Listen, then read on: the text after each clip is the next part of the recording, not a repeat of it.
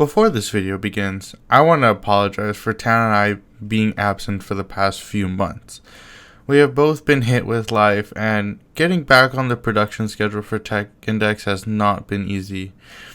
This is a video that was filmed back in March when we first launched and was never edited, never touched until now in October. So again, we apologize that we're not still up and running fully. You know, we both have our own things that's stopping us from, being able to even pick up a camera and record stuff. There's a lot of things that we do want to record. We just don't have the time and just anything to actually get it going. But there are some things that are in the works on my end that Tan is helping me with.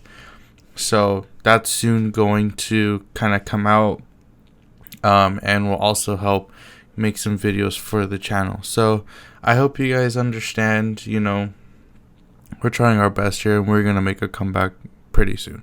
So thank you guys, and I hope you guys enjoy the video.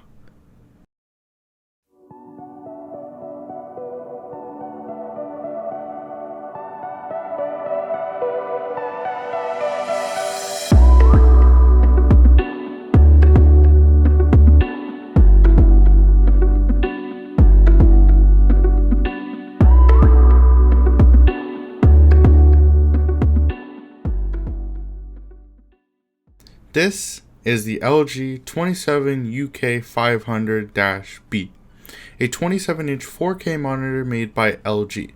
Has a resolution of 3840 by 2160 and is an IPS panel and has many great features for the price it comes with.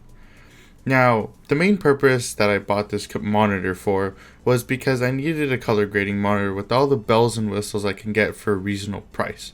When I bought this, it was on sale for $300, which to me was a big steal compared to the near $400 price tag it is currently. Now, coming with an IPS panel, it gives many advantages with color. This monitor can show 1.07 billion colors with HDR10 and covers 98% of the RGB color spectrum. It is also very bright with a 300 CD/M brightness rating. Now, a couple of downsides to this monitor is the 5 millisecond response time, and as well as the monitor being 60 Hz. I know many people aren't going to complain about those things, but it would be nice to have lower latency as well as a slightly higher refresh rate. I would say 75 Hz would be pleasurable. One issue I will point out that I'm not sure is even an issue is that I can't seem to reach the actual 4K resolution. Now, this may be because I do have 3 other 1080p monitors eating away at my GPU, so the best I was able to get was 1440p. If anyone has any solutions, please let me know down below in the comments.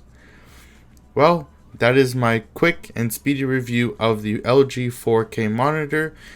I will leave a link below where to get it. I got this on B&H at the time that it was $300, so it was very much a big steal.